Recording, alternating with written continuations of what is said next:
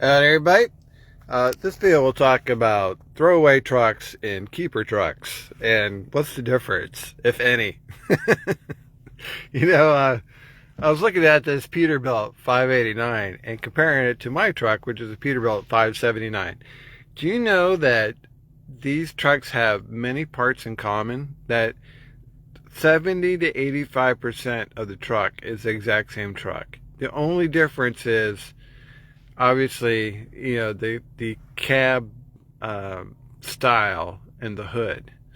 But when you look at the nitty gritty individual components, they're almost identical trucks.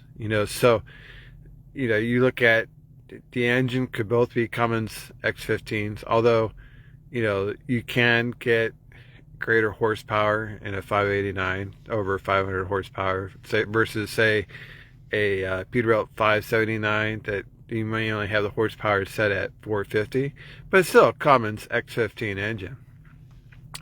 The after treatment system is going to be about the same. The transmissions are going to be similar. The electrical is the same. The airlines, the pneumatic system's the same. Cooling systems are the same. Same parts. Suspensions are the same.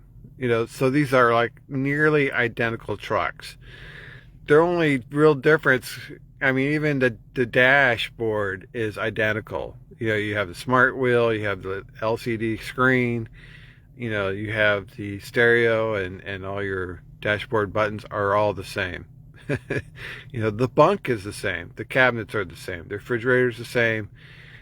A lot of things are the same.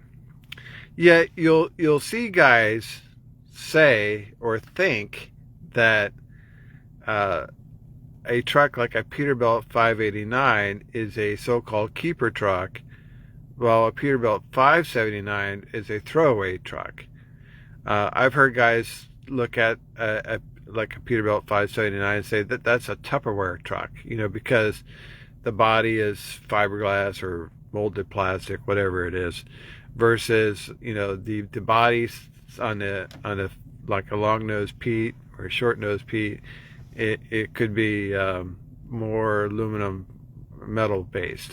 So but when you think about these trucks, it's like, well, you hear these things and you wonder, is that true? I mean, is it really true that one truck is a keeper truck and the other truck is a throwaway truck? But yet, when you look at a parts by parts basis, component by component, system by system, these are nearly identical trucks. So why is one a throwaway and the other one is a keeper? is one going to get this miraculous performance of it for extended life mileage, while the other one is not? But yet they have all these parts in common. Does that make sense? It doesn't make any sense to me. I've seen some old Pete's, like with the Caterpillar engines. Those guys will hang on to those trucks and put three overhauls in it and keep those trucks up to 2-3 million miles. It's difficult to say how long you should keep a truck if you think it's a keeper truck, because many times the axles are only rated for like 1.5 million miles. So you think you're going to get 3 million miles out of some of these axles? That's probably not realistic. You're definitely not going to get 3 million miles out of the engine. And if it's a Cummins, you probably are going to be doing an overhaul every 700,000 miles. So I see guys, wanting to keep these 589s or even 389s long term, but can you keep it on the road? If the components are the same, you're going to have the same types of breakdowns. So is that a miracle truck that's not going to break down? That doesn't sound right. If it's the same components, it's going to have the same breakdowns. So I think that's somewhat of a myth to say it's a better built truck. I've heard guys say, well, these are better built trucks That's what makes them keepers. They're made of better components. Well, it's the exact same components on a 579 as on a 589. So if that's your logic, then you should keep a 579 as a forever truck or a keeper truck.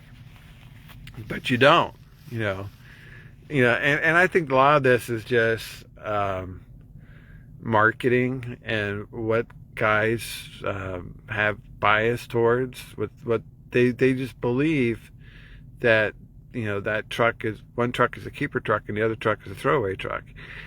My viewpoint from an engineering technical background is that neither one of these trucks is a keeper truck. I think you get at 600,000 miles on a truck, any truck, you would be better to go buy another lower mileage truck or a new truck. And you get past 600,000 miles, all these trucks start having problems. I don't care if it is a Peterbilt 589 or a 379 or a 579. These components have normal wear and tear. They don't last forever. So I think it's somewhat of a myth. Now, I do think that some trucks have higher resale value. First of all, they cost more to begin with. So some of these trucks are pushing $250,000 brand new. So yeah, you're going to get a decent price on a used one, and there'll be a high demand, if guys looking to buy a used one. So they do keep resale value better than, say, a more common truck, which would be like a Peterbilt 579.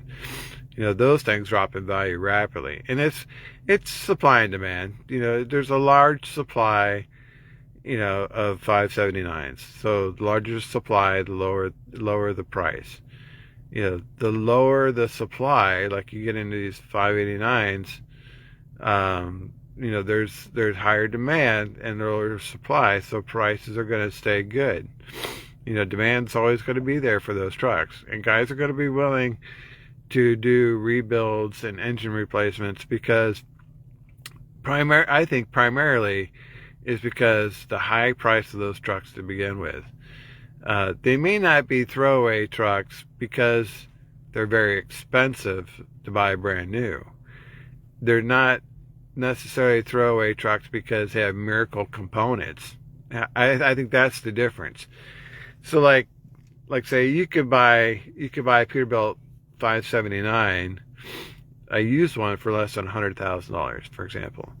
But you can't buy a used 589 for less than $100,000. So when I think about, okay, now if you're going to make the argument that one's a keeper truck and the other one's a throwaway truck, it may be because the one holds value while the other one does not, based on market conditions of supply and demand.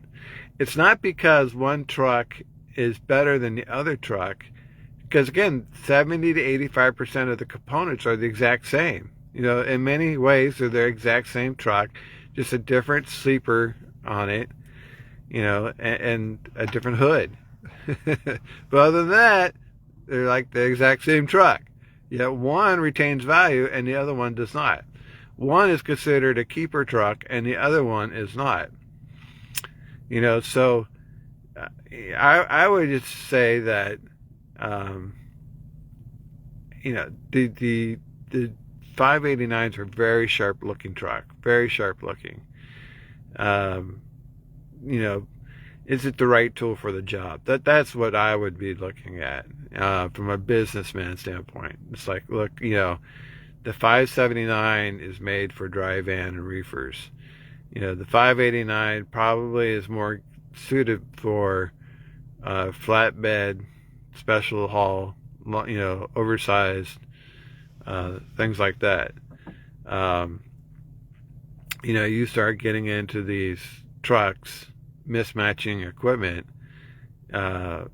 not going to make the strongest business case. You get a 589, put it on a dry van. That's like overkill. You're paying a lot to drive that truck in a dry van. Your cost per mile is going to be way above average compared to someone who has, for example, a Peterbilt 579 or even a Cascadia or a Volvo. They're all, those trucks are designed for dry van. You get a truck that, is only getting 5 or 6 miles per gallon. That's too much. It's too much truck for what the job requires. Now, you may still want it, but I would say that's an ego play. You're stroking your ego purchasing that truck to haul dry van. Some guys do it just fine. If that keeps you motivated, there's nothing wrong with it. Your money, you do whatever you want. But, you got 565 horsepower for a dry van. That's overkill, way overkill. And I question your profitability of running a business that way. You would be better off with a 579. Again, the components are 70 to 85% the same between these two trucks. You're going to pay through the nose to get the 589. Whereas the 579 is designed for the type of freight you're going to be hauling. So that's something to think about. You got extra money, do whatever you want. But if you look at it from a part by part by part, system by system by system, these trucks are nearly identical. The styling, the cab, that's different. But the engine, transmissions, the after treatment systems, the pneumatic systems, the electrical systems, the coolant systems are all the same. They use all the same parts. Your keeper truck isn't going to miraculously last longer than the throwaway truck. They're the same parts. It's just that your keeper truck is going to retain value more so than the throwaway truck. There'll be more guys looking to buy those trucks based on the limited amount of supply and higher demand. That's what makes them keeper, not the fact that the parts are any better. The parts are the same. So what makes it a keeper is the marketability of the truck. The initial price is very high. It's going to retain some value when you go to sell it. And there's going to be plenty of buyers who are going to be interested in it. So those trucks are understandably suitable for engine replacements and repeat overhauls. But it's not because of some miraculously better parts or components. These manufacturing plants have to have what they call economies of scale, which means a part will cost less the more you produce that part. So if you can make 1,000, or if you can make 1,000,000 parts, same part, you drive that cost down of making that part. Now, if you're only going to make 100,000 of those parts, those costs of those parts are going to be higher. So what manufacturers do to cut costs is they use the exact same parts on different models. So they're not going to make special after treatment systems for one truck versus the other truck. It's going to be the exact same after treatment system. It's the same thing with almost all the systems. The drivetrain is going to be the exact. The suspension is going to be exact. The pneumatic system is going to be exact. The coolant system is going to be exact. Electrical is going to be exact. Because they're going to make millions of these parts and they're going to drive down costs. Now, they will change the style of the cab, so they can have some product differentiation and jack up the price and say, okay, here's a Peterbilt 589. Here's what features it has. And here's a Peterbilt 579. Here's the features it has. You look at these two trucks, you're like, oh, these are two different trucks. But if you look at the part numbers on those trucks, you realize that these are almost identical trucks in reality. They have over 70% to 85% of the exact same parts. All right, guys, that's all I got for you. Thanks for watching. We'll see you on the internet.